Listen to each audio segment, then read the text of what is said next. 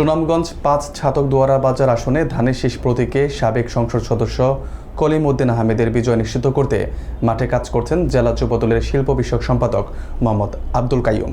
তিনি উপজেলার মান্নারগাঁও ইউনিয়নকে ধানের শীষের ঘাঁটি হিসেবে উল্লেখ করেছেন। মোহাম্মদ আবু বকরের প্রতিবেদনে থাকছে বিস্তারিত।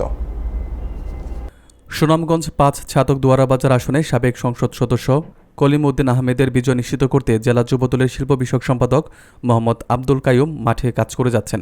তিনি আশা প্রকাশ করেছেন যে ধানের শীষ প্রতীক ছাড়া এই উপজেলার উন্নয়ন ও মডেল উপজেলায় রূপান্তর সম্ভব নয়।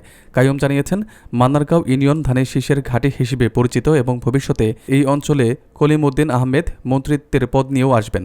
এ সময় উপস্থিত ছিলেন উপজেলা যুবদলের আহ্বায়ক কমিটির সদস্য কৃষ্ণমোহন রায়, মান্নারগাঁও ইউনিয়ন যুবদলের সহসাধারণ সম্পাদক সালেহ আহমদ, প্রথম সদস্য নাসির উদ্দিন, ৫ নং ওয়ার্ড বিএনপির সাংগঠনিক সম্পাদক মোহাম্মদ শাহবাজ উদ্দিন এবং ৮ নং ওয়ার্ড বিএনপির সহসভাপতি মোহাম্মদ জমির আলী। সূত্র জানায়, তারা নির্বাচনী মাঠে এলাকার জনগণের সঙ্গে সরাসরি যোগাযোগ ও প্রচারণা চালাচ্ছেন।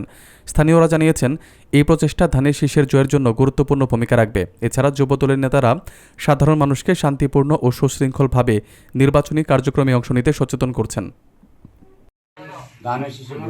কেন ধানের শীষকে ভোট দিতে চাচ্ছেন? হ্যাঁ অবশ্যই যাবো, ভোট কেন্দ্রে যেতে হবে। কাকে ভোট দিবেন? আমি আশা ব্যক্ত করি, অবশ্যই আমরা ঘাঁটি তো এটার অ্যাকচুয়ালি এটা যে ঘাঁটি, এটা মানিক সাহেবের এটার প্রমাণ মানিক সাহেব নিজেই বলতেন যে ধানের শীষটা আমাদের মিলন ভাই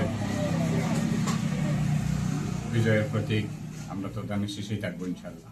আমরা অবশ্যই আশাবাদী, আমাদের প্রিয় নেতা জননেতা জনাব কলিম উদ্দিন আহমেদ মিলন সাহেবকে আমরা ছাতকদুয়ারাবাসী বিপুল ভোটে বিজয়ী করে আমাদের বিএনপির মাননীয় চেয়ারম্যান মহোদয়কে উপহার দেব এবং ওনার কাছে আমরা মিলন ভাইয়ের মন্ত্রিত্ব দাবি করব এবং ইনশাআল্লাহ আমরা মন্ত্রিত্ব ছিনিয়ে আনব।